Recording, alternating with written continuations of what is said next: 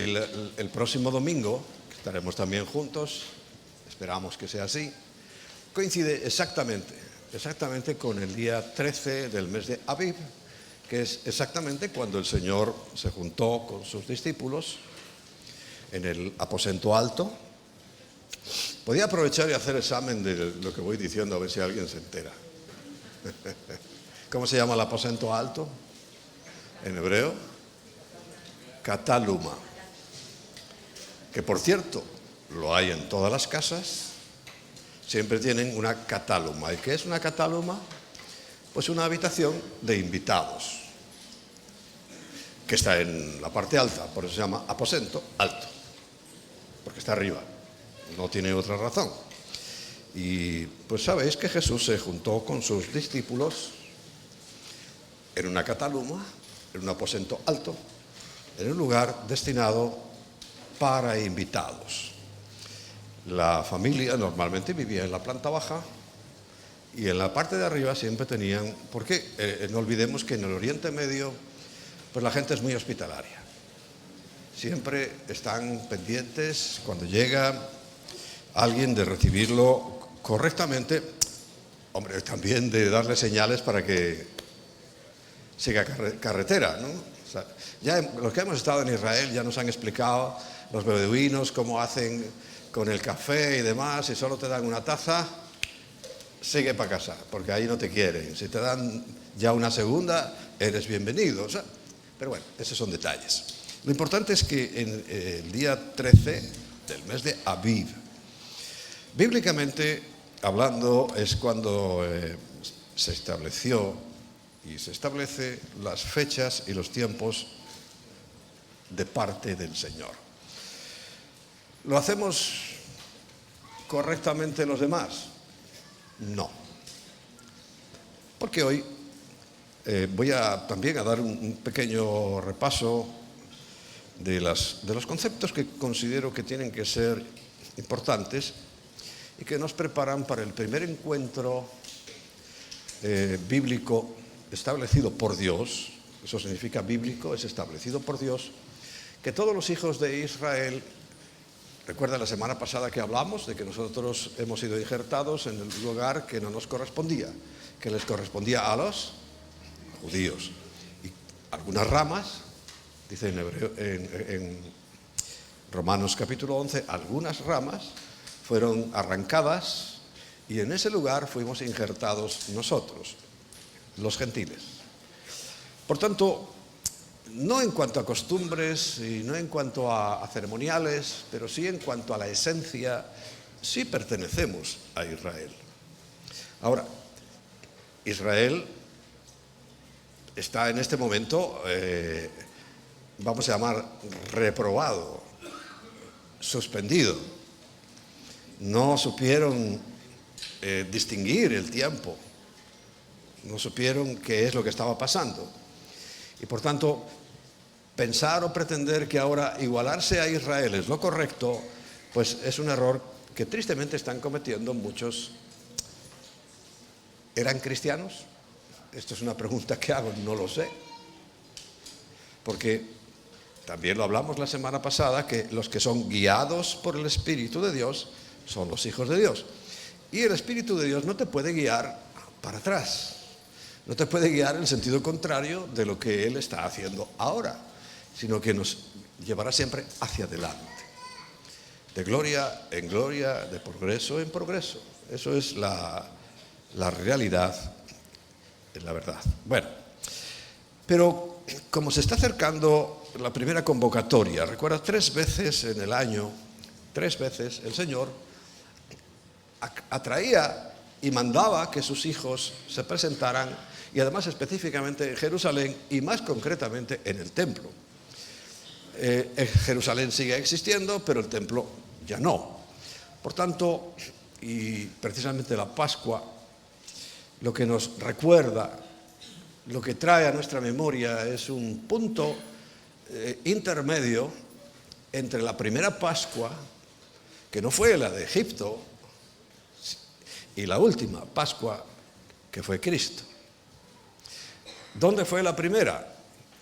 Pues en el Edén, Cuando Adán y Eva pecan por primera vez, lo que Dios hace es el primer sacrificio sustitutorio. En vez de cargar directamente y acabar con la vida de Adán y Eva, no lo hace. Y sin embargo pone un animal sustituyéndolo. 1 o 100, no lo sé, ahí no explica nada. ¿Por qué deducimos esto? Al menos yo deduzco este sacrificio primero. Porque Adán y Eva, al sentir ya la vergüenza que produce el pecado, la inadecuación delante de un ser santo y puro como es Dios, que produjo el pecado en ellos, se escondieron y cuando salieron cubiertos con unas hojas. No sé si eran de parra, ya sabéis que toda la mitología y un poco fuera de la realidad de la religión tradicional habla de una hoja de parra. Bueno, pues será una hoja de parra, a mí me da lo mismo. Lo único, la diferencia es que es el material de una hoja de parra o de cualquier otro árbol. Recuerda que en las selvas amazónicas hay unas hojas, solo una hoja te sirve de vivienda, de lo grande que es, hay hojas de todo. Pero todas son perecederas, todo se pudre, todo no tiene mucho futuro y habría que estar renovándolas constantemente. Sin embargo, una de las características de esa nueva vestimenta que el Señor le da es una cobertura de piel. Dijo que trajo unas pieles de unos animales. Entonces no había bazares chinos donde pudiera ir a comprar unas pieles y traerlas, sino que para sacar la piel del animal tuvo que primero sacrificar el animal. Ahí tienes el primer sacrificio. Ahí tienes la primera carga de la justicia de Dios sobre alguien que no era el ser humano. Reemplazaba al ser humano. Lo reemplazó. Y a partir de ahí, pues vemos cuál fue la disputa y el problema entre Caín y Abel. Pues que Caín no entendió, pensaba que cualquier cosa le valdría a Dios, y a Dios no necesita que le regalemos nada, si Él es el dueño de todo. ¿Cómo le va a importar lo que tú le regales? No importa nada, lo que le importa es el corazón, y el corazón está reflejado en el amor, y el amor en la obediencia.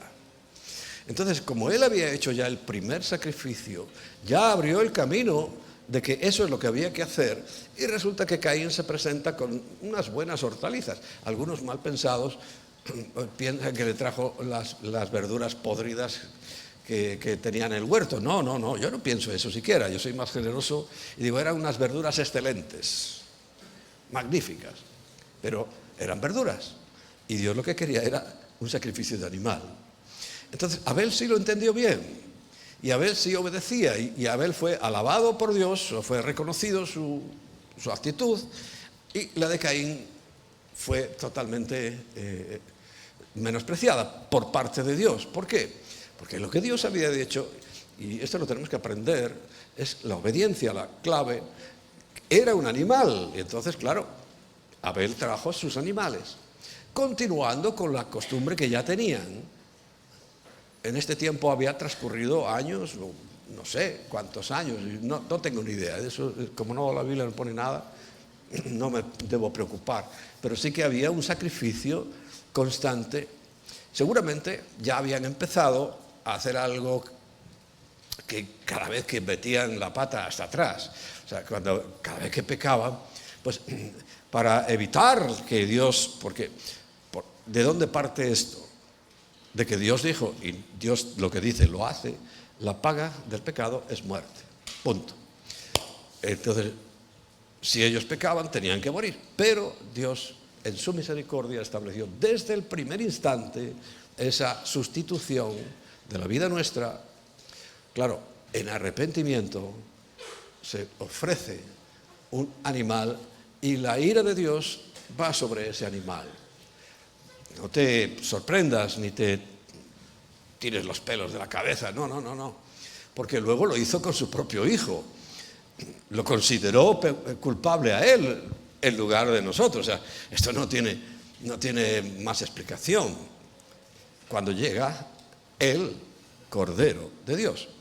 Pero bueno, Intermedio a esto, y se siguió por supuesto haciendo sacrificios, porque cuando llega Moisés lo que hace es poner en orden y escribir y poner ya por escrito todas las cosas, porque sabéis que la tradición oral es muy traicionera y se van cambiando y tergiversando las cosas. Aún la escrita se tergiversa, pero él lo escribió todo y lo puso en orden, pero puso en orden lo que ya había. O sea, la ley no salió ahí de repente, sino que fue una ordenación. Dios le dijo, mira, estos puntos son los importantes, anota.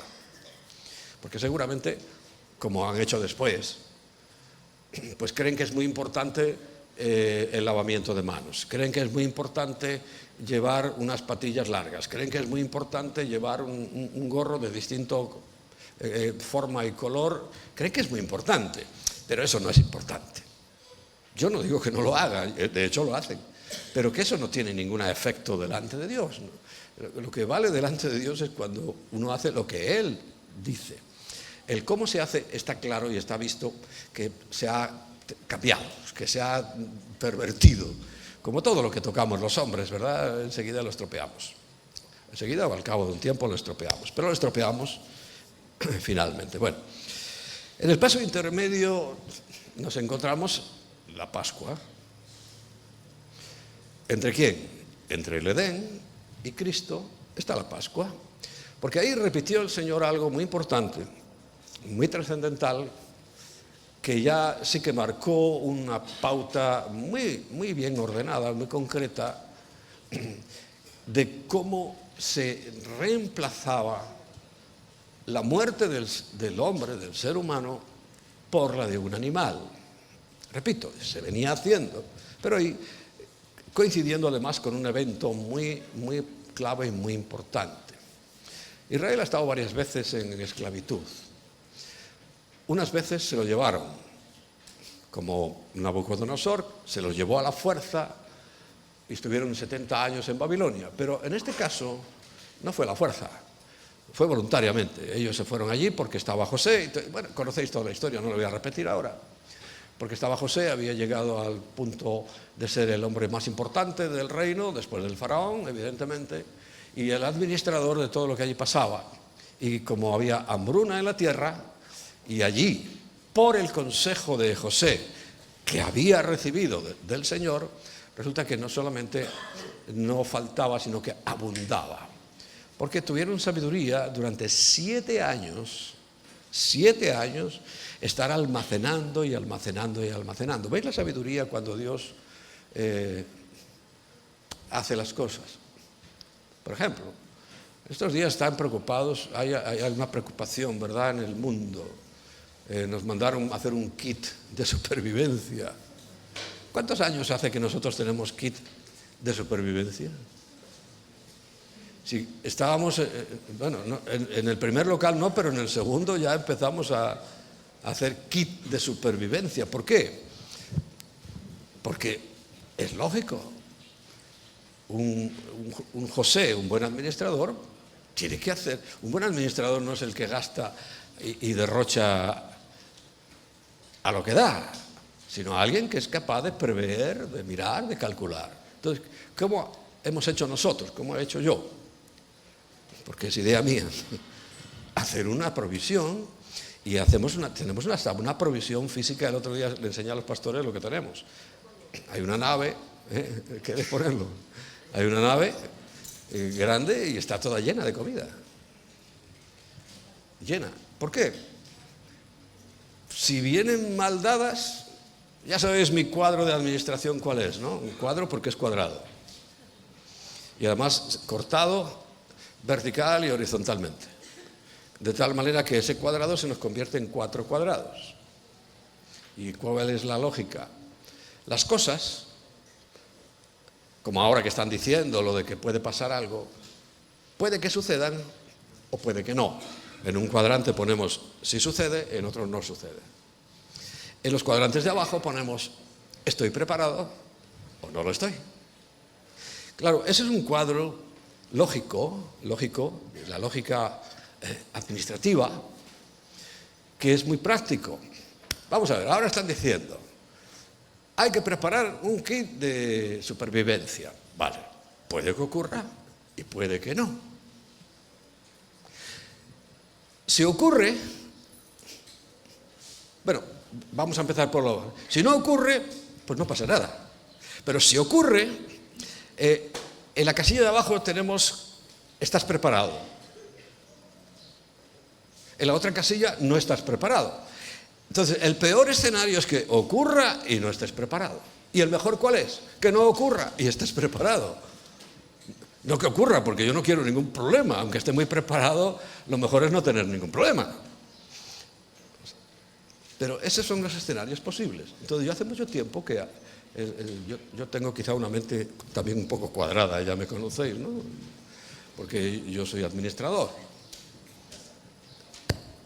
Y bueno, digo, pues nos preparamos. Oye, que no pasa nada. Si nos vamos en el arrebatamiento, como yo sí creo, mira, aquí tenéis los almacenes. Todo eso es comida, comida y comida. Hay toneladas de comida. ¿Lo veis, amiguito? Y vamos a aumentarla. Leche, para los que les gusta la leche. Ernesto, ¿dónde está? Que parece una ternera. Bueno, a ver, yo he puesto en mi cuadrante, estoy preparado. Bueno, si no pasa nada y estoy preparado, repito, es el mejor escenario. Pero si pasa y no estoy preparado, horrible. Bueno, estábamos hablando de José, que hizo lo mismo, ¿no? Y por esa razón, como él se preparó, resulta que sí llegó el problema. Se lo había dicho el Señor, que iba a haber 7 años buenos y 7 malos.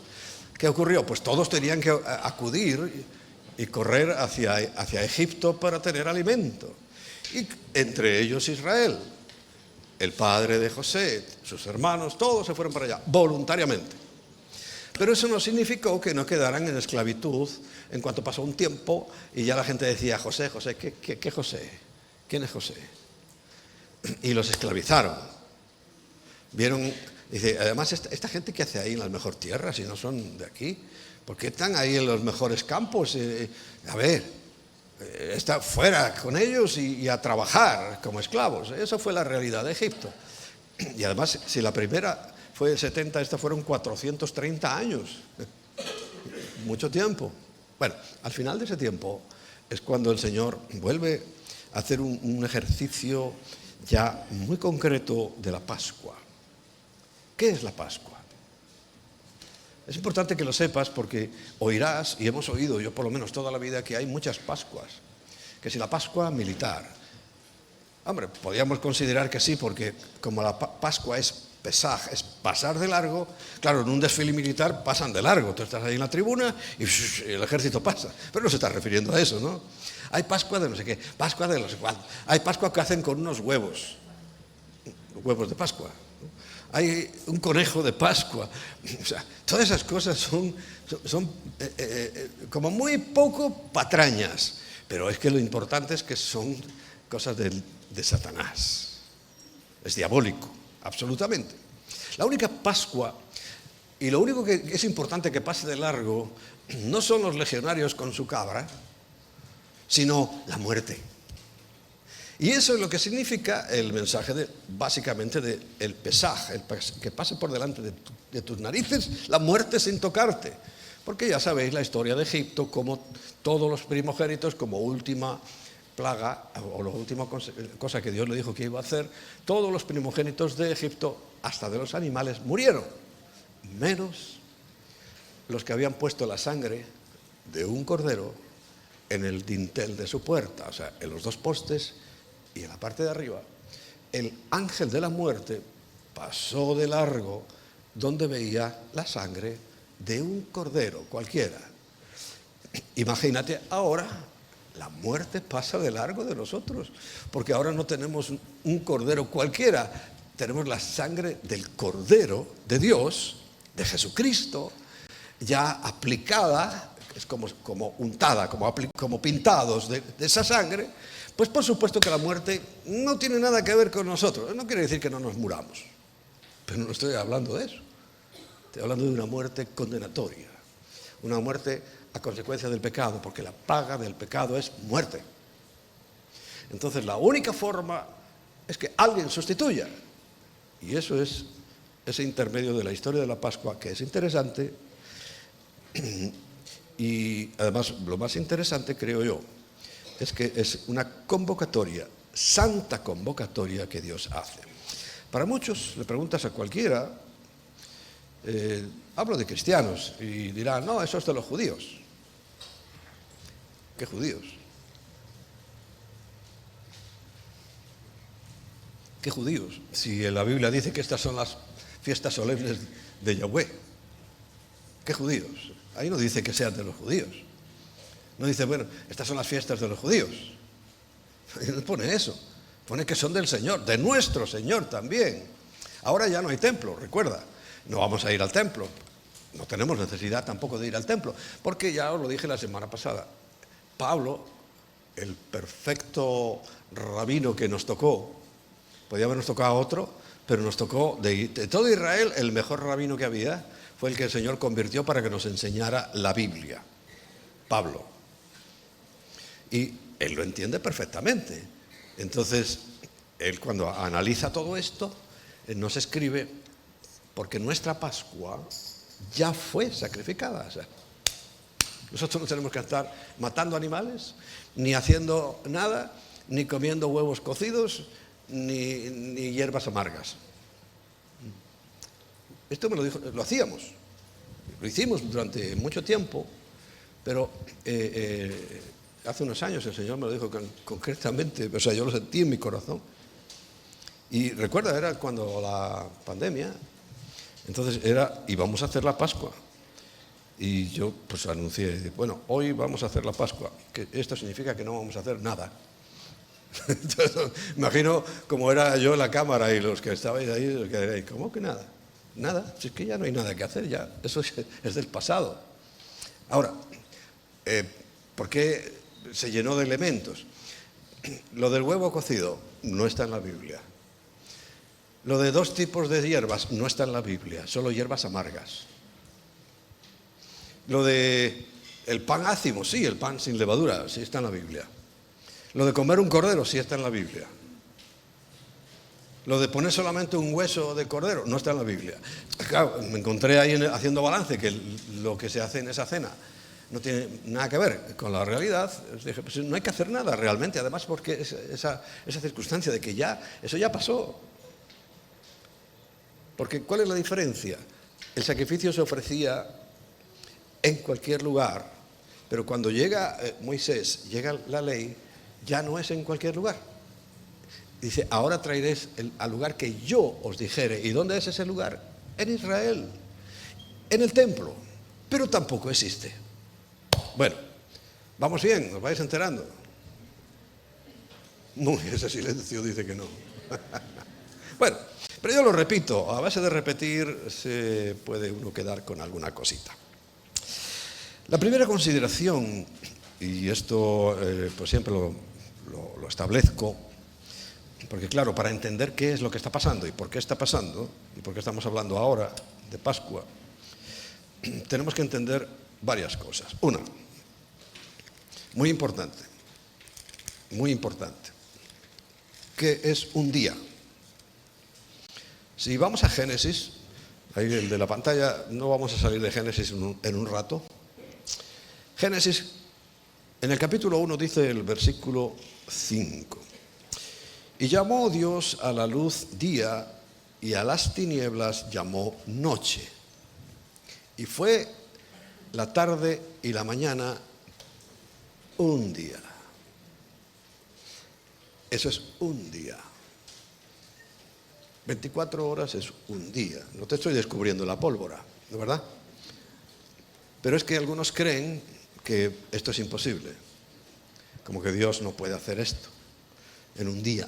Un día de 24 horas, hacer todo lo que dice la Biblia que hace. Es que yo sí lo creo. Y además es en un día literal de 24 horas, porque lo aclara muy bien. De la mañana a la tarde. O de la tarde a la mañana.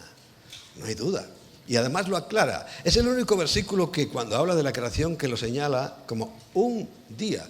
A continuación, pues el versículo 8 dice el día segundo.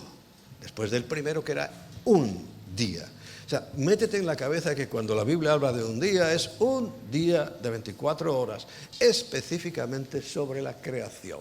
No son miles de años, no son millones de años, no, 24 horas. Y Dios puede hacer eso en 24 horas y en un instante. Lo que no entiende la gente, lo que le cuesta entrar ahí en la cabecita, es algo que, si aplicas un poco de pensamiento y sentido común, te darías cuenta de que es lógico. Cuando Dios crea la tierra, la crea como está. Cuando Dios hace la luna, la hace como está. Cuando hace el sol, lo hace como está. Cuando hace al hombre, al ser humano, lo hace como está. Cuando hace la primera vaca, la hace como está. Y cuando hace, y hablé hace poco de la gallina, la hace como está. Porque era la polémica de qué es primero, el huevo o la gallina, ¿lo recordáis? ¿No? Ya lo dije. Porque la gallina pone huevos y de los huevos salen las gallinas. Entonces es como y está clarísimo ya científicamente hablando que primero fue la gallina, después el huevo, y del huevo vuelven a salir gallinas. Bueno, pero ¿con qué forma creéis que hizo a Adán? Que fue el primero que creó. ¿Con qué forma? Un adulto. Dios creó con sus manos un adulto. Y cuando Eva, de la misma esencia, porque eso es lo que significa que la saca de su costado, es creada, ¿qué cree? ¿Que nació una niña pequeñita, un bebé, que tenía que alimentarlo a Adán?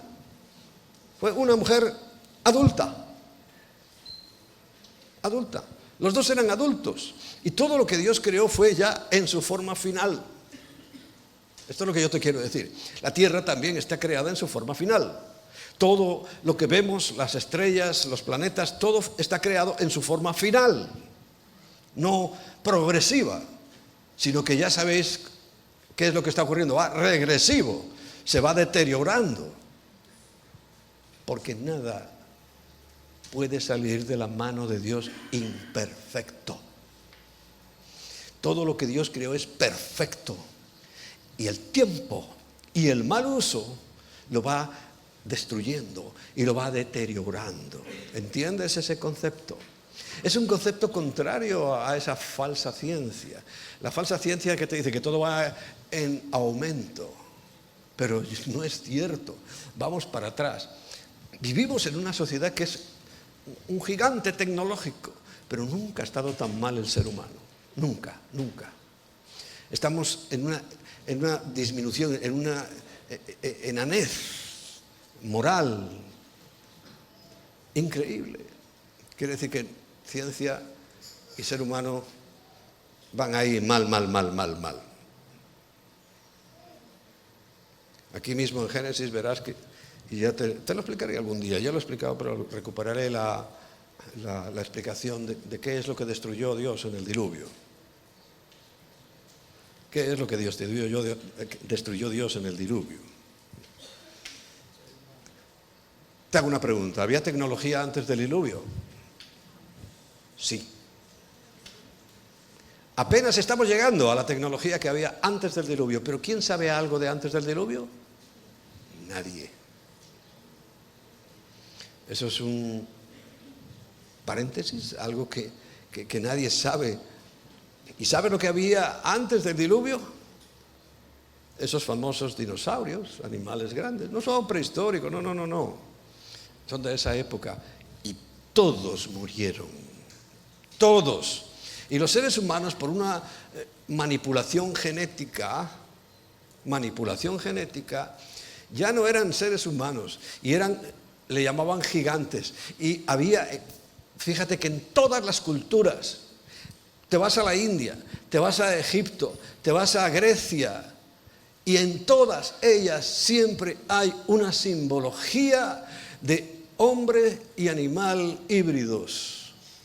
El centauro, el minotauro, el Shiva en la India, el que tiene cabeza de ave con un cuerpo humano en Egipto, todas las culturas. ¿Por qué?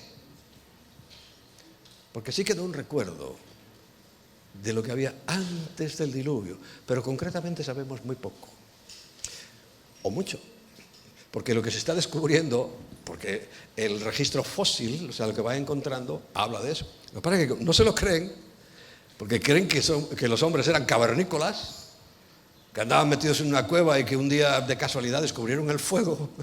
Todavía cree eso la gente inteligente. Algunos dirán, uy, me han pillado. Te he pillado, sí. Te he pillado. Pues claro, no, les cuesta creer que eso era lo que había inmediatamente antes del diluvio. ¿Y sabes cuándo fue el diluvio? En el año 2000, desde que se creó Adán, 2000 años después, pácata, el diluvio. Y se destruyó todo. Si es que lo dice la Biblia. Todo. Solo quedaron 8 personas. 8. Y hoy también la genética nos demuestra que, aparte de que venimos de una pareja que se llamaba Adán y Eva, nos va mostrando que nuestra genealogía viene de Sem, de Cam o de Jafet. Punto, no hay más. Genealogía, ciencia pura. La ciencia que le está tapando la boca a todos estos mentirosos, pero no se la tapa, no la cierran, porque hasta los propios genetistas que saben la verdad les da apuro tener que decirle a sus compañeros, mira, sois una panda de ignorantes, no sabéis nada, todo lo que habéis dicho es fantasías, inventos, porque ¿qué tenemos del hombre de Neandertal? Encuentran por ahí una muela o un trocito de quijada y hacen un dibujo. Del de Cromañón encuentran otra muela y a partir de una muela hacen un dibujo. Son dibujos lo que tenemos, proyectos. Esto debió ser así, pero nada más, créeme. Y los fósiles que tienen son claramente de un mono. Claro, en mono hay muchos tipos de monos. Hay un monito así chiquitito, el otro día lo vi en reportaron un monito así, y otros gorilón grande, fuerte, pero son todos iguales. Entonces, que había más variación antes, pues seguro. Que había otras variaciones que ya no conocemos, pero son monos, y nada más. Bueno, clase de ciencia, termino. Un día, y Dios le basta y le sobra para hacer lo que Él quiera.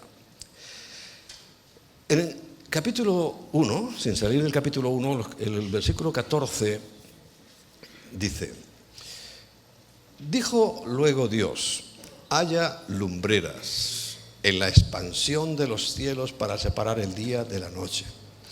Aquí los científicos se echan la mano en la cabeza. Es que Dios lo creó como está.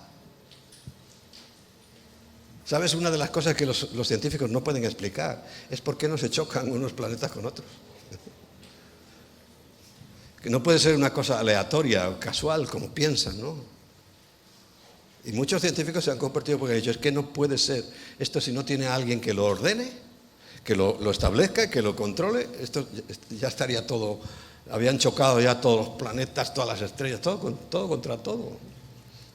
Y eso les maravilla a algunos y es suficiente para que digan, esto tiene que ser una creación externa.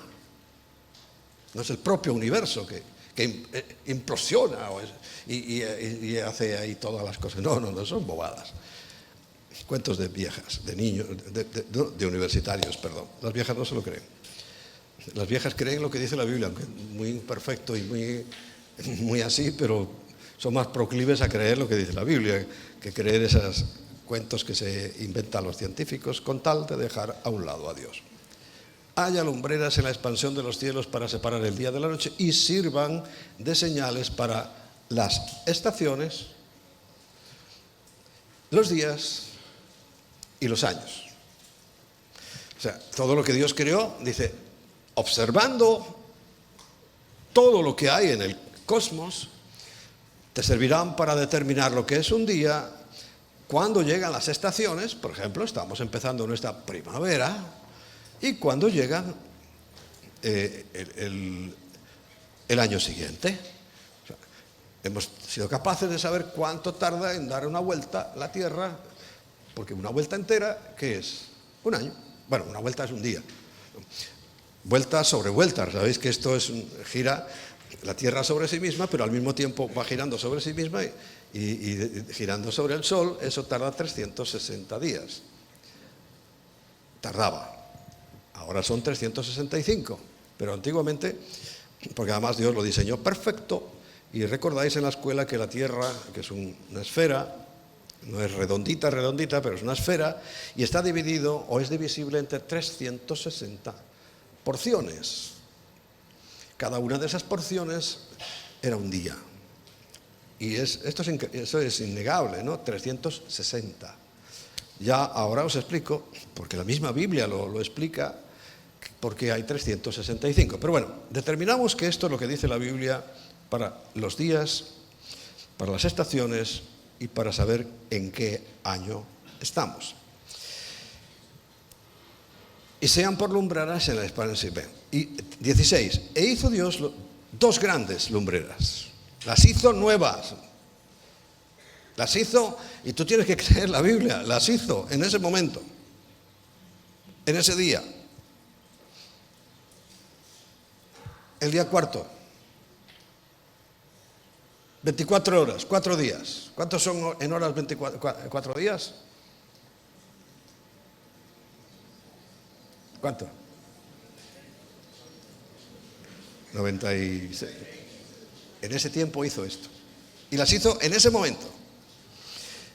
Las dos grandes lumbreras, la lumbrera mayor, para que señoree en el día, como hoy, un magnífico sol que tenemos. Y la lumbrera menor para que señoreara en la noche.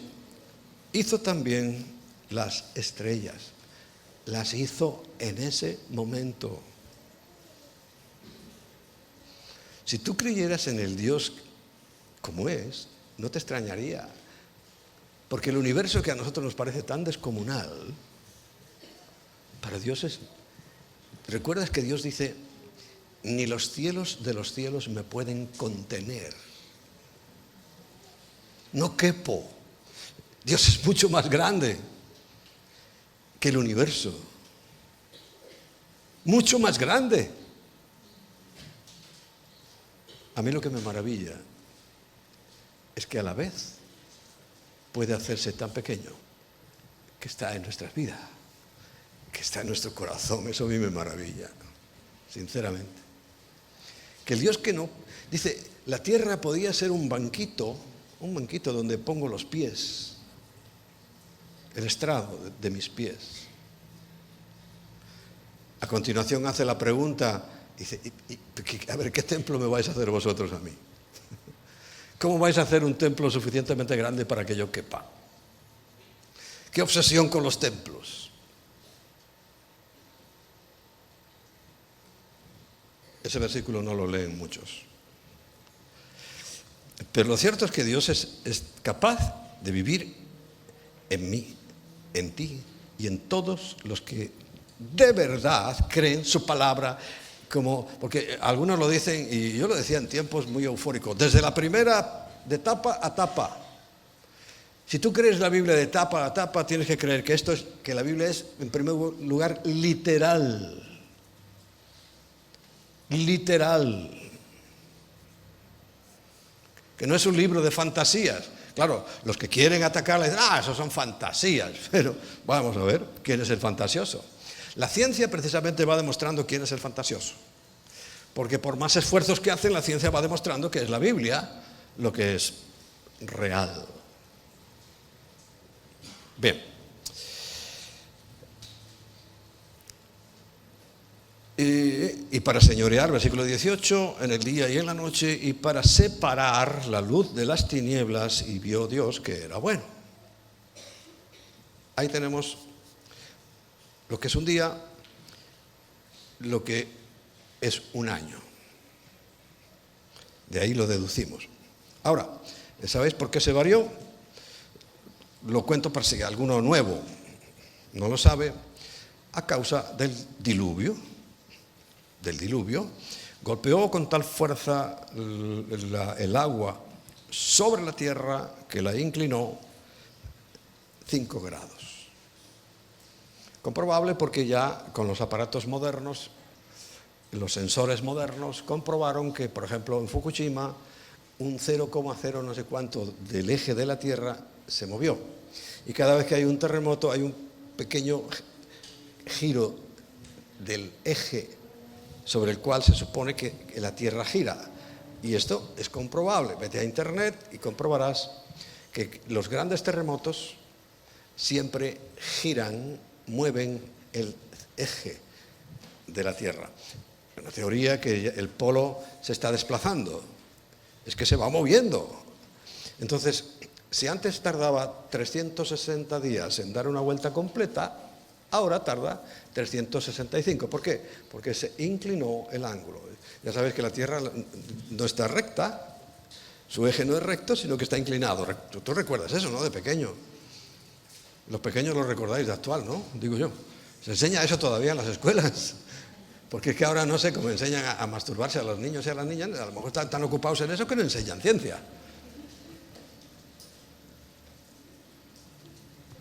Bueno, 5 grados. Lo cual supone 5 días más en dar la misma vuelta que tardaba 360. Pero, ¿de dónde sacamos esto? Génesis 1, versículos 6 al 8. Luego dijo Dios, haya expansión en medio de las aguas. Piensa conmigo, léelo correctamente. Haya expansión en medio de las aguas y separe, no dice separe, y separe las aguas de las aguas. Ejemplifico. Yo tengo este vaso lleno, que es la tierra. Y ahí lo que está diciendo, literalmente, es que haya expansión entre aguas y aguas, que ahora están juntas, es un solo bloque. Bueno, Dios hizo una ley que ya no existe, que las aguas de arriba se fueron para arriba. Es lo que a continuación dice, ¿no? Sigamos leyéndolo.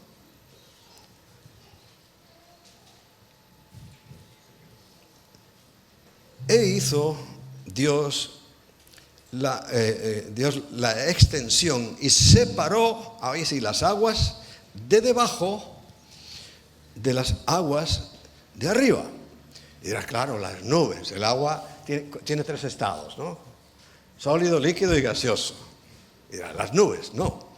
Si fuéramos al original y supiéramos, porque no tenemos ni idea, pero los hebreos sí, sabrían que nosotros, igual que nosotros, sabemos que llamarle al agua líquida, al agua sólida y al agua gaseosa, le sabemos llamar, ¿no? ¿Cómo se llama uno?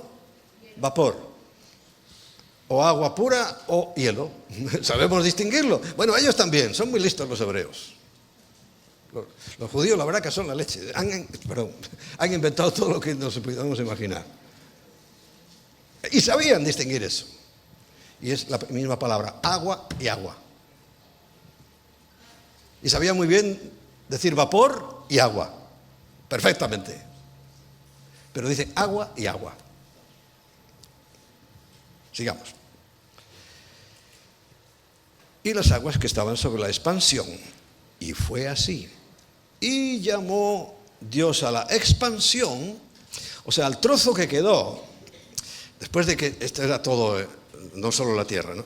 La cortó y la mandó para arriba, agua. El trozo que quedó entre el agua de abajo y el agua de arriba, aquí dice que le llamó cielos. Y es lo que todavía podemos ver, azul, cielos. ¿Tú te has puesto a pensar que nosotros vemos los cielos y vemos los planetas que están, pero los astronautas en cuanto salen del primer cielo lo ven todo negro? Y nosotros lo vemos azul. Y a partir de ahí es todo negro. En las películas le ponen sonido el Star Wars y todo eso.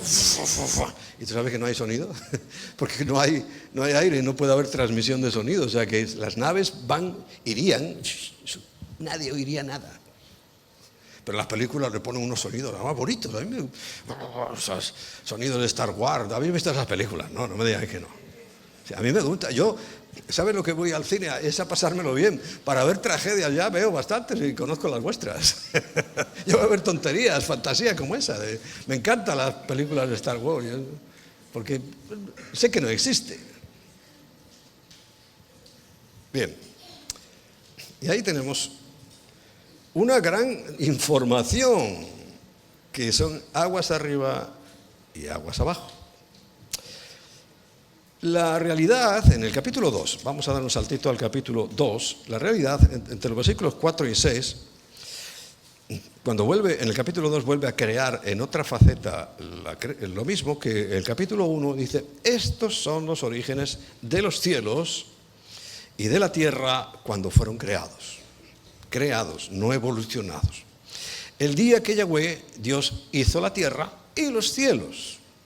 ¿Recuerda? El día 1 existía, en el día 4 el resto. Y toda planta del campo antes que fuera la tierra, y toda hierba del campo antes que naciese, porque Yahweh Dios aún no había hecho llover sobre la tierra. Esto es una información muy importante. No llovía. Aún Yahweh no había hecho llover sobre la tierra. ¿Sabes cuándo hizo llover sobre la tierra? Después del diluvio. Bueno. Y no había hombre para que labrase la tierra, sino que subía de la tierra un vapor. ¿Ves cómo saben? Estos hebreos son más listos que los conejos. Sabían distinguir agua y vapor. ¡Qué listos! ¿Sabéis qué? ¿Ves? Que cuando quieren decir vapor, saben decir vapor. O sea que lo que Dios mandó para arriba no fue vapor. Ese vapor que ocurre en los países tropicales, cuando tenéis esas selvas tropicales tan bonitas, aparte que llueve mucho, siempre hay como una neblina. Yo recuerdo en Cali, cuando íbamos ahí al monte ese, al Redil, que ya os he dicho, era un sitio así. Se creaba como un vapor, una neblina, siempre estaba todo húmedo. Vapor. El cual regaba toda la faz de la tierra. ¿Te extrañas por qué Noé, el pobre, estaba diciendo que va a llover? Y la gente le decía: es échalo. Este viejo, ¿qué le habrá pasado? Tenía 500 años. Porque dice la Biblia que duró 100 en hacer el arca y fue a los 600 años y unos días de los años de Noé. O sea, claro, decían: este viejo, 500 años se tostó, algo le ha pasado. Se habrá dado algún golpe y ya no rige. Porque decía que iba a llover. Y decía: ¿qué llover? ¿Qué es eso? ¿Qué es eso de llover? ¿Entiendes por qué le rechazaban? Lo hubieran rechazado igual, porque la gente cuando dice que no quiere oír, no quiere oír. Pero es que les estaba hablando que no había ocurrido nunca nada. Todavía Dios no había hecho llover. ¿Lo entiendes? ¿Sí? ¿Lo vas encajando ahí? Bueno. Por tanto, no llovía. Y de repente llega el diluvio, en el capítulo 7.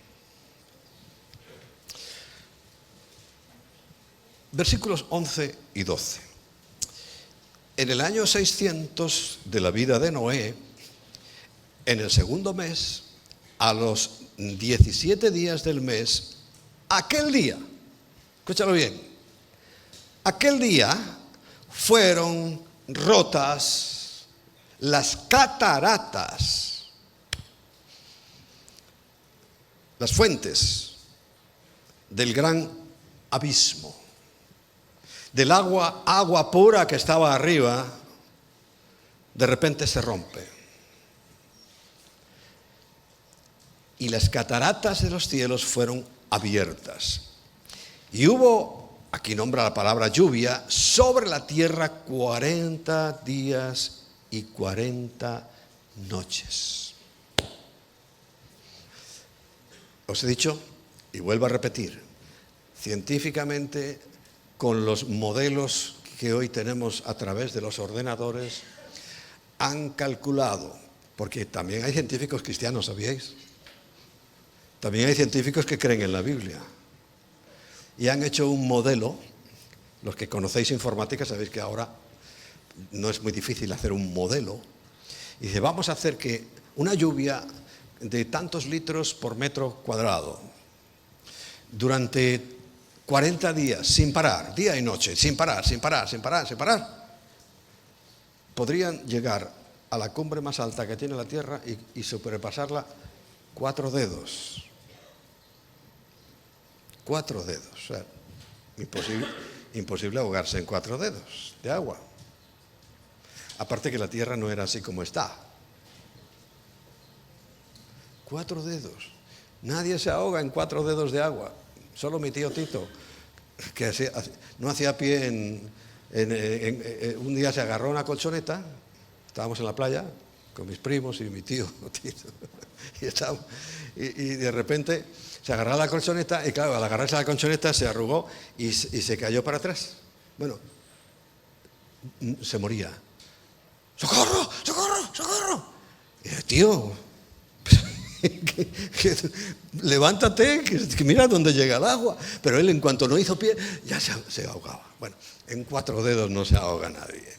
Nadie. Y esto se puede hacer. A lo mejor ahora han evolucionado los programas y lo puedes hacer. Lloviendo como conocemos hoy la lluvia, máxima en el trópico. Porque aquí lo que está hablando no es eso, está hablando de un fenómeno que impactó sobre la tierra. Impactó, o sea, dio un golpe sobre la tierra porque era agua que de repente cayó. ¡Fum! ¿Dónde cayó? Evidentemente encima de Israel no, porque no iba a matar allí a todo el personal, tenía que conservar alguno. Cayó en diferentes partes de la tierra y aunque hay científicos que te lo van a defender, los menos, había, como dice la Biblia, un solo continente y un solo mar. Y a partir de ahí se rompió en pedazos y vuelvo a repetir, yo es que cada año me encuentro diciendo lo mismo. Por eso encuentras almejas marinas en una montaña, en tierra adentro y a una altura sorprendente. ¿Qué hace un fósil de almeja allí? ¿Qué hace allí? Pues porque aquello estaba bajo. Al caer ese golpe de agua, ¡pum! Todo saltó, todo se descompuso. Y aparecen montes que antes estaban debajo del agua. Y civilizaciones o ciudades que estaban en la superficie quedaron enterradas en el agua. Ahí tenemos la famosa Atlanta. Claro, el agua lo conserva y lo conservó y están con el Atlanta dándole vueltas para allá y para acá. Pero eso era una ciudad antidiluviana de las cuales solo tenemos esos registros fósiles que se hundió y habrá más. Claro que habrá más. Y ahí está. No hay que buscar más. Eso es la explicación sencilla. Si es que las cosas son sencillas. Mucho más de lo que nos imaginamos. Montes con almejas, ciudades hundidas. ¿Lo comprendes? Ahora lo pones a un examen y te van a suspender. Pero esa es la verdad de Dios. Bueno, porque sabemos que son cataratas que cayeron, claro. Recuerda, si antes esto era un bloque de agua y la mitad se subió para arriba, vamos a suponer que sea la mitad, y la otra quedó, y luego ya hubo la tierra seca, todo eso, y de repente esta mitad cae, se inundó todo. Volvió a quedarse inundado. Después de esa catástrofe, ¿qué dice? Tardó muchísimos días. soplando un viento y un viento y un viento hasta secar la tierra. O sea, todo este agua cayó, pero ahí sí se convirtió en vapor. Ahí sí comenzó el ciclo de la lluvia. Todo ese agua, repito, como hoy ocurre, se evapora por el calor, por el viento. Llueve, mira, esta noche ha llovido, pero ya está seco. Entre el sol y el viento han evaporado el agua. ¿Y ha vuelto a dónde se va el agua? A las nubes. Y vuelve a caer en forma de lluvia. Y ese ciclo se repite y se repite. Y eso es el pacto que Dios hizo con su creación. El capítulo 8 dice el versículo 2: y se cerraron las fuentes del abismo y las cataratas de los cielos, aunque sea de un río. Tú sabes lo que es una catarata, ¿verdad? Nos sorprende la del Iguazú, nos sorprende la del Niágara, pero eso es un juego de niños. Imagínate todo el cielo desplomándose de golpe, deshizo todo lo que había. Y hubo que empezar de cero porque el barquito de Noé se quedó encima de una montaña. Y ahí empezó todo de nuevo. Bueno. Y la lluvia de los cielos fue detenida. Pero, volvamos al capítulo 6. Dice el versículo 17 y 18. He aquí que yo traigo un diluvio sobre la tierra para destruir toda carne, incluidos dinosaurios. Te voy a dar otro dato. Por eso se me hacen tan largas las predicaciones. Es imposible que el método científico que usan pueda justificar los fósiles de dinosaurios que son reales. Lo he visto en un dibujo, como siempre. Es que la ciencia son dibujitos. O sea, el que mejor pinta es el mejor científico. Y era un pez que caía en el fondo del mar. Y entonces la tierra, la arenita, y lo iba cubriendo, y lo iba cubriendo, y lo iba cubriendo, hasta que un día lo tapó. Al mismo tiempo que ese hombre está diciendo esa barbaridad, se está olvidando del proceso de oxidación. Inmediatamente de que una planta, un animal, un ser humano pierde la vida, se empieza a podrir, a descomponer. Entonces él dice que durante no sé cuántos millones de años aquel pez que se cayó allí, le cayó tierrita poco a poco encima y lo conservó. Pero si ya se había podrido. Inmediatamente se pudrió. Inmediatamente. La única explicación de los fósiles, de las almejas que se encuentran, por ejemplo en Teruel, mi primer trabajo fue en la provincia de Teruel y estábamos haciendo viviendas para unas minas de carbón que había allí y aparecían estas almejas famosas. ¿Sabes cuál es la única explicación de los fósiles, de los dinosaurios? Que de repente, no en un proceso de caerle tierrita por encima, de repente se quedaran atrapados sin oxígeno. Porque el proceso de oxidación, ¿cómo ese que pintó eso y dijo esa chorrada, que está en las universidades, los otros le pueden creer?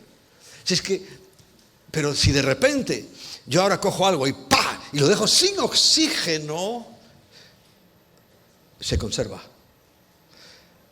Hemos descubierto ahora, al cabo de muchos años, el envase al vacío. ¿Qué es el envase al vacío? Quitarle el aire a un producto que ahora lo podemos envolver en un plástico, y ese plástico, con la tecnología que hemos inventado, yo hablo como si yo estuviera ahí, le sacan el aire y a que al vacío se conservan mucho más tiempo los alimentos, ¿sí o no? A ver. Oye, es una ciencia estupenda la que os estoy trayendo. Bueno, eso ocurrió con los fósiles. Cayó, recuerda, el agua cae, ¡pum! Y salta a tierra y rácata, pilla un dinosaurio. Lo han pillado hasta con la comida en la boca. ¿Eso es tierrita que le fue cayendo? Por favor. Pero de repente lo pilló, ¡zas! Lo aisló por completo. Lo dejó sin oxígeno, y sin oxígeno, el óxido viene de oxígeno. El proceso de oxidación se interrumpe. Y allí queda el animalito con su hierba en la boca. ¿Lo entiendes? ¿Cómo pueden decir que es millones de años cayéndole tierra a algo que se queda intacto? Porque los fósiles son intactos, desafiando la inteligencia mínima de las personas. Y lo más preocupante, que nos gastamos el dinero en universidades para que digan esas cosas. Para que lleguen a esas conclusiones de que es una tierra que le cae encima intacto y lo deja fosilizado. Bueno, a ver, yo creo que es una venganza porque a mí me suspendían. A mí me suspendían, yo tuve que repetir un curso. Es indignante. De verdad. Pero ahora lo veo y digo, caramba. Bueno, es el pacto que aparece en los cielos. Recuerda, estamos en Génesis 6, 17 y 18. ¿Lo leímos ya? A ver. Sí, el 18 dice, mas estableceré mi pacto contigo. Entrarás en el arca, tú, tus hijos, tu mujer y las mujeres de tus hijos. 8 personas. Va a establecer un pacto. ¿Y de dónde sale ese pacto? Vamos a ver el capítulo 9. Ya tengo que terminar. Capítulo 9, versículos del 1 al 17. Bendijo Dios a Noé y a sus hijos y les dijo, fructificad y multiplicaos y llenad la tierra. No había quedado nada más que los fósiles, ciudades enterradas, nada más que eso. Y empezaron de nuevo, fructificad y multiplicaos. ¿Recuerda que es lo mismo que le dijo a Adán y Eva? Porque también empezaban de cero y ellos empezaron de cero. El temor y el miedo de vosotros, fíjate un cambio. Cuando dice esto la Biblia es porque antes no ocurría, antes del diluvio. Dice, el temor y el miedo de vosotros estarán sobre todo animal de la tierra y sobre toda ave de los cielos y de todo lo que se mueva sobre la tierra y en todos los peces del mar en vuestra mano será entregado. El miedo del hombre a los animales y de los animales al hombre. Tú vete a coger un pájaro. Yo tengo ahí en el redil unos, ¿cómo son? Grajos, no, una especie de grajo así pequeño, tordo. ¡Qué malignos son! Tienen una fuerza además, se meten debajo de las tejas, se empiezan a tirar ahí y arrancan tejados. Pero mira, yo salgo con las escopetas de perdigones. Y en cuanto la ven, ¡fuf!, salen volando. Si salgo solo no se mueven. Ese miedo, ese temor, que vas a coger un pez y sale corriendo, antiguamente no ocurría. Es lo que yo entiendo aquí. El temor y el miedo de vosotros estarán sobre los animales, cosa que antes no había. Bueno, sigamos. Todo lo que se mueve y vive os será por mantenimiento. Antes no. Antes solo eran vegetales. De todo árbol comerás. No habla de animales comidos para nada. Ahora, así como de las legumbres y plantas verdes, os he dado todo. Por eso hoy los médicos dicen una dieta equilibrada, variada. Todo. Es que nuestra nueva constitución, nuestra nueva estructura, ya no podemos vivir cientos de años como se vivía antes, cuando la capa de agua protegía del sol nuestros cuerpos y por eso podían vivir cientos y cientos de años. Y ahora, ¿por qué no? Porque el sol, recuerda, es muy bueno, vitamina D, fenomenal. Pero quédate 5 o 6 horas al sol, en verano sobre todo, y ves dónde acabas. ¿Dónde acabas?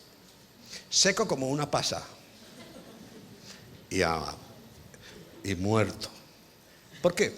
El sol ha ido quemando. Y es lo que nos hace. A los seres humanos nacemos con una piel de bebé. Pero mira, yo ya me miro la mía a veces y digo, joder, se ha envejecido mi piel. Y es el sol, y eso que yo lo evito. La incidencia de los rayos del sol directo sobre nosotros nos empieza a envejecer, a destruir las células. Cuando había agua, el sol, recuerda otra palabra científica, se refractaba la luz y no podía llegar los daños que los rayos UVA, de los cuales tanto nos protegemos, hacen sobre nosotros. Al mismo tiempo que lo necesitamos, es nuestro asesino, los rayos solares. Esto es científico. Bien. Estábamos viendo capítulo 9. Sí.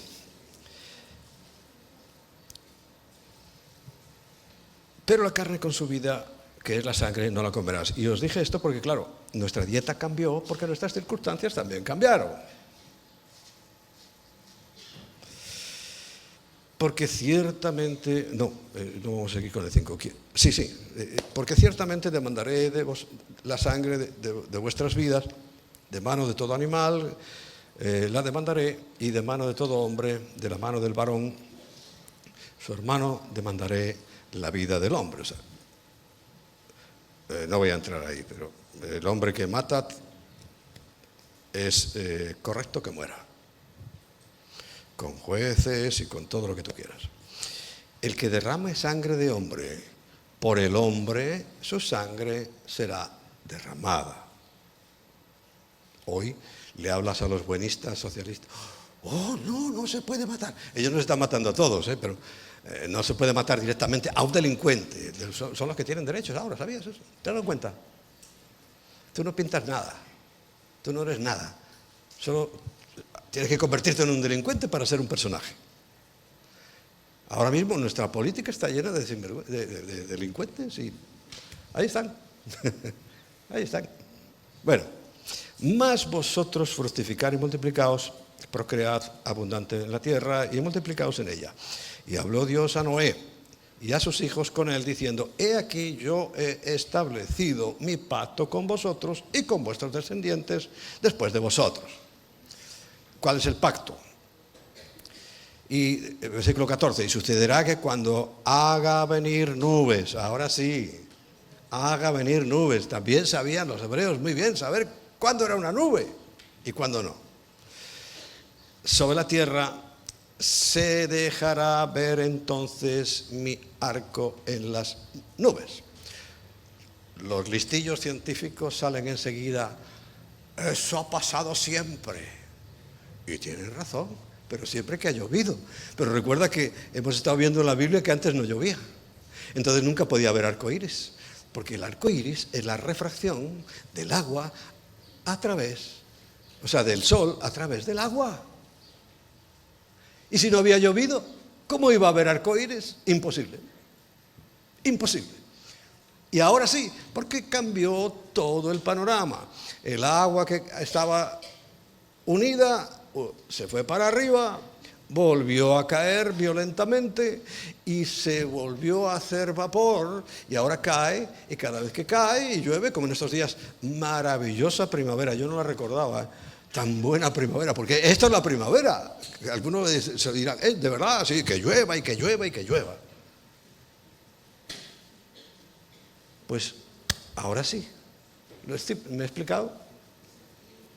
Si hiciera ahora un examen, ¿os tendría que aprobar o suspender?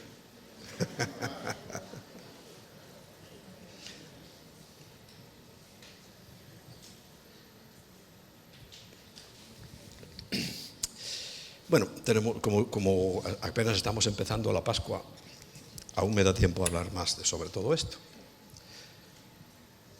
porque esto es para entender los conceptos clave. Si no entiendes estos conceptos, te vas a perder una gran parte y riqueza de la Biblia. Una gran parte y la riqueza de la Biblia. Si te unes con las tonterías científicas que se inventan, te vas a perder mucha riqueza de la Biblia. Pero mucha, ¿eh?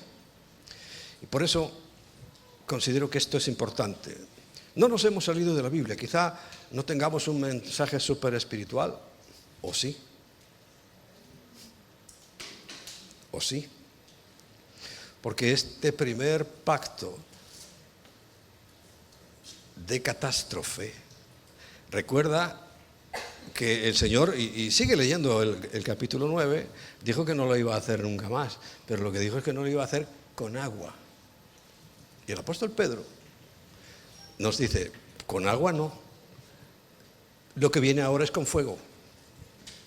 Toda la tierra y todo lo que Dios creó se va a quemar. Y en Apocalipsis capítulo 20 habla claramente de un nuevo cielo y una nueva tierra, porque lo que hoy conocemos se deshará. El que tuvo capacidad para hacerlo, lo va a deshacer y habrá una nueva creación totalmente distinta. Por eso cuando uno se pone a especular, yo me pongo a veces, ya y subiendo los músicos para que así me echéis, porque si no yo sigo. A ver, yo me pongo a pensar, ¿será que Dios, como lo pintan los cuadros, las estatuas, será que anda en una túnica? ¿Que va siempre de túnica? Y Jesús, bueno, supongo que en aquella época era la túnica lo que había, pero hoy también, y antes del diluvio. ¿Sabes que había gente que se entretenía como siempre, no? Algunos hoy van con la navajita ahí haciéndole cosas a los árboles y a las piedras. Había graciosos en aquel tiempo, antes del diluvio también, e hicieron cosas en piedra. Y no se ve a nadie con falda. No esas tonterías que debían hacer los niños en las cuevas, no. Estoy hablando de las cosas en piedra que parecen naves espaciales. Hasta un móvil, un teléfono móvil. Está tic, tic, tic, tic. Y cosas sorprendentes, pues yo no se ve a nadie con faldas, con túnica, vamos a hablar así. ¿Y será que hoy está así? ¿O habrá unas ropas? ¿O habrá una tecnología? ¿O habrá algo tan sorprendente? Pero claro, tenemos que esperar a llegar allí para verlo. Pero ¿cuál es el mensaje importante? A mí primero me maravilla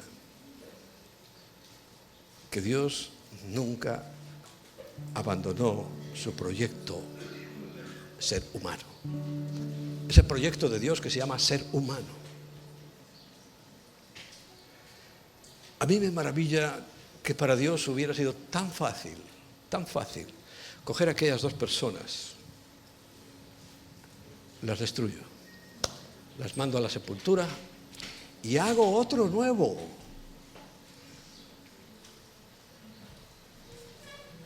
Otra creación, otro ser humano nuevo. ¿Podía haberlo hecho Dios? Sí. Pero ¿sabe lo que me maravilla? Que no lo hizo. Y por no hacerlo, hoy nosotros, tú y yo, hemos tenido y tenemos la oportunidad todavía de aceptar ese sacrificio sustitutorio. Aceptar ese sacrificio que reemplazó la muerte del ser humano para poder vivir eternamente.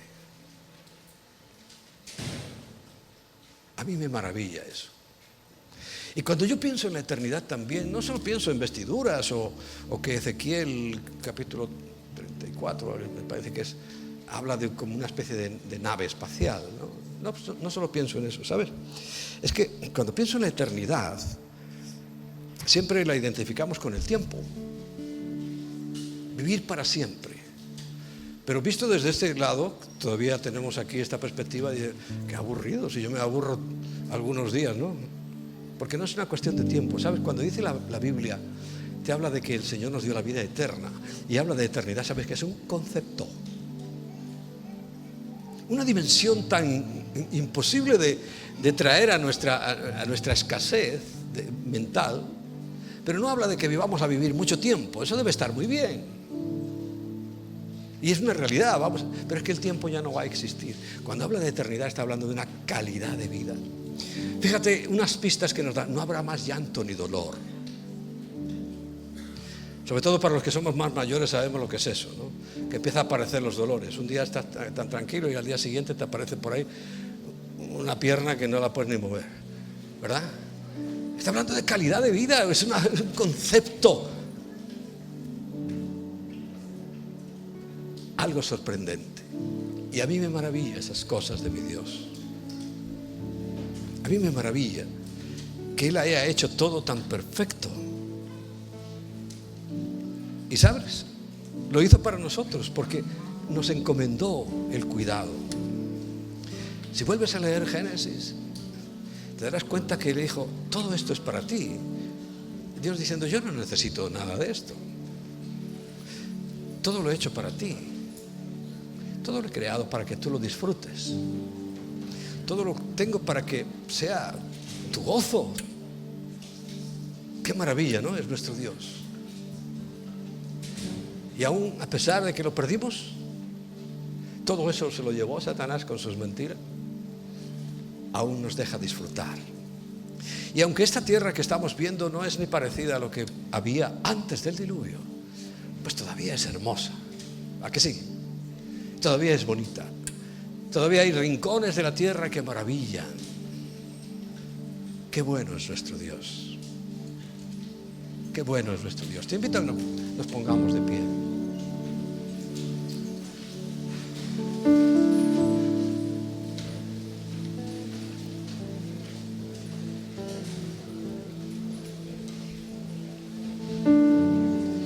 Y así de pie, por alguna razón los ángeles cantan, nosotros cantamos. La música que fue diseñada para alabanza y reconocimiento y gozo nuestro se convierte en una expresión de las más hermosas hacia Dios. Y así queremos terminar como siempre nuestra reunión en el día de hoy,